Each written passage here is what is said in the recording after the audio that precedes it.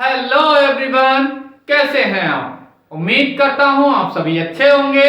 आप सबका स्वागत है मेरे साथ शुभ पाठशाला में। तो आज हम लेकर उपस्थित हुए हैं रियल नंबर वास्तविक संख्या। चैप्टर नंबर है 1 और एक्सरसाइज है 1.1।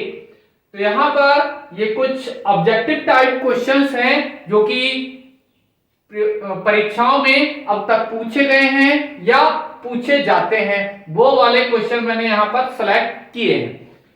तो आइए वीडियो स्टार्ट करते हैं। क्वेश्चन नंबर है 1।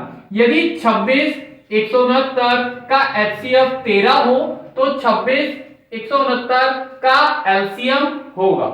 तो इसे कैसे ज्ञात करेंगे? तो एक फार्मूला होता है क्वेश्चन नंबर 1। क्या फार्मूला होता है? LCM गुणे HCF बराबर प्रथम संख्या गुणा द्वितीय संख्या या दोनों संख्याओं का गुणनफल। तो एलसीएम ऐसा का ऐसा ही गुणा HCF हमें दे रखा है, कितना है? 13 है, बराबर पहली संख्या कितनी है? 26। दूसरी संख्या कितनी है? 169। तो क्या मिलेगा यहां से? LCM बराबर 26 गुणा 169, 13 को अपॉन में ले गए, क्या मिल जाएगा? 13 से इसको डिवाइड कर देंगे, 13 दूनी 26, क्या मिल जाएगा? इनकी गुणा करा देंगे तो कितना मिल जाएगा? 2 में 18, 2 छक्के 12 और 1 13 है, और 2 एकम 2 और 1 3। तो एलसीएम हमें कितना मिल गया यहां पर? 338। तो ऑप्शन कौन सा हो जाएगा? सी इज द करेक्ट ऑप्शन। अगला क्वेश्चन है 196 के अभाज्य गुणनखंडों की घातों का योगफल है। तो घात हमें क्या करना है? घातों का जोड़ करना है। तो पहले कैसे करेंगे इसको देखते हैं। 196 के गुणनखंड करते हैं सबसे पहले। तो इसे छोटे छोटे भागों में डिवाइड कर लेते हैं। 2 में 18, 2 अट्ठे 16, फिर 2 से कट जाएगा, 2 49 98, 2 से कटेगा नहीं, इसके बाद ये केवल 7 से कटेगा, 7 सत्ते 49, फिर 7 एकम 7, इससे ज्यादा अब कटेगा नहीं। तो यहां पर इसे कैसे लिख सकते हैं? 196 बराबर 2 गुणा 2 गुणा 7 गुणा 7। तो अभाज्य गुणनखंड हो गई ये। तो यहां पर 2 की कितनी बार गुणा हो रही है? 2 बार। तो इसको घात के रूप में लिख सकते हैं 2 की पावर 2 गुणा 7 को भी इसी तरह से लिख सकते हैं, ये 2 बार है तो घात 2, 3 बार होता तो 3। तो यहां पर इनका घातों का योगफल हमसे पूछा गया, तो योगफल कितना हो जाएगा यहां पर? 2 और 2 4।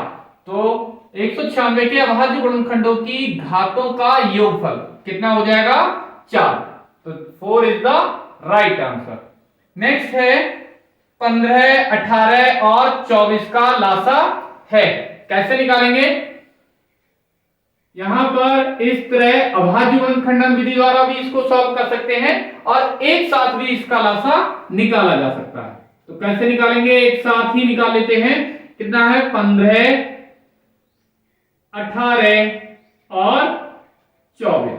तो ये 2 से पहले डिवाइड हो जाएगा, कर लेते हैं। 15 तो कटेंगे नहीं, ये ऐसा का ऐसा ही। 2 में 18 और 2 12 24। अब भी 24 डिवाइड हो जाएगा, 15 तो कटेंगे नहीं, 9 भी नहीं करते हैं, 2 छक्के 12। अब भी ये 2 से डिवाइड हो जाएगा, 15 नहीं करते, 9 नहीं करते हैं, 2 3 6। अब ये 3 से डिवाइड हो जाता है, 3 पंजे 15, 3 3 9, 3 एकम 3। फिर से ये 3 से डिवाइड हो जाएगा, 5 तो कटता नहीं है, तो 3 एकम 3, 3 एकम 3। अब ये 5 से 5 एकम 5 और 1 और 1, ये तब तक डिवाइड करते हैं जब तक कि ये पूरा सभी जगह 1 ना आ जाए। तो क्या करना है? इनका गुणनफल करना है। तो इन संख्याओं का गुणनफल निकालेंगे, कितना आ जाएगा? 5 तिया 15 तिया 45 दूनी 90 दूनी 180 180 दूनी 360। तो कितना आ जाएगा इसका 360, यानी डी ऑप्शन इसका सही ऑप्शन है। अगला क्वेश्चन है, निम्न में से कौन सा सहअभाज्य संख्याओं का युग्म है? तो सहअभाज्य संख्याएं कौन सी होती हैं? ऐसी संख्याएं जिनका HCF 1 होता है, या हम यूं कहें जिन्हें एक किसी भी संख्या से ना काटा जा सके, वो संख्याएं क्या कहलाती हैं? सहअभाज्य संख्याएं कहलाती हैं। मतलब एक संख्या से ना काटा जा सके। कौन सी है ऐसे देखते हैं। ये देखो पहला ऑप्शन है 14 है और 35 है।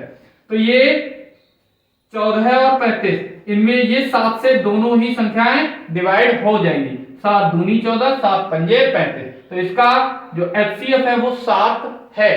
तो ये तो होगा ही, सहअभाज्य संख्या नहीं है।